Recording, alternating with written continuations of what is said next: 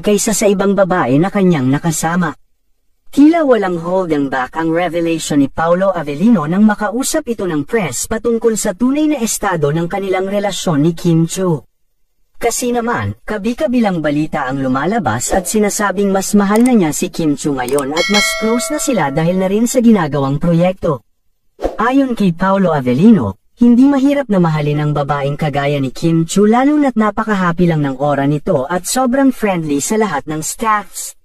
Ngayon lang daw siya nakakita ng artistang grabe ang energy at sipag dahil everyday naman nag-exercise si Kim Chiu at sobrang aga din itong gumising sa umaga. Inilahad nga ni Kim Chiu na siya ay morning person kaya naman walang problema sa kanya ang mga gagawin sa umaga at sobrang dami na daw niyang nagagawa kapag alas 12 na. Kaya naman, bilib na bilib si Paolo Avellino dito at gusto din niyang ma-adapt ang mga ginagawa ng aktres.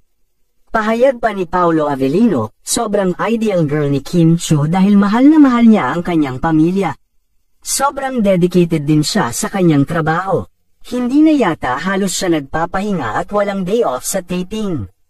Mayroon pa siyang showtime commitments kaya naman supergirl ang tawag ko sa kanya. Sa totoo lang, gustong-gusto ko yung babae na ganyan. Yun bang alam na alam nila ang kanilang priorities in life kaya naman kahit pahinga nila ay natatamaan basta't makapagtrabaho ay okay na sa kanila. Deserve talaga ni Kim Chiu ang mag-unwind kaya naman pag nasa taping kami ay lagi ko siyang binabantayan. Pinapatawa niya rin ako na halos sumakit na ang tiyan ko sobrang kulit talaga ni Kimi. Samantala, hiling ng mga fans ni Kim Chiu, sana ay wag siyang paglaruan ni Paolo Avellino. May tiwala naman sila kay Paolo Avellino dahil nasaksihan na nila kung gaano kalaga si Kim Chiu sa aktor. Anong masasabi ninyo sa balitang ito? Comment down.